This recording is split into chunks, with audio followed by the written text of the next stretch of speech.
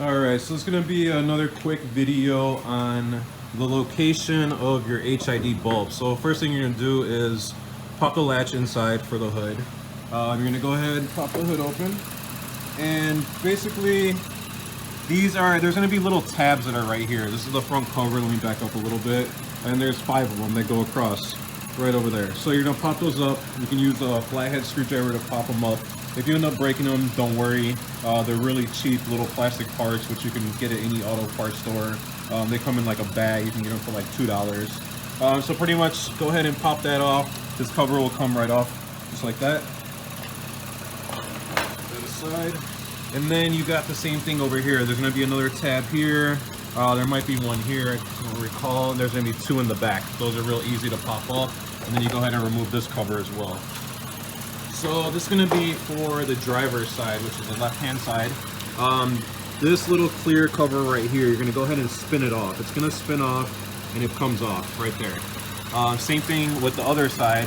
The cover on this side was already removed because of the air intake system, but basically it's the same thing. I'm just going to go ahead and show you guys. So sometimes it's a little bit tight because it's water sealed, so you're just going to spin it off and the cover comes off just like that. Right underneath there, I'm not going to go ahead and take this one off, but this right here, which is the voltage, you're going to go ahead and spin that. It's going to come off, and you can put it aside.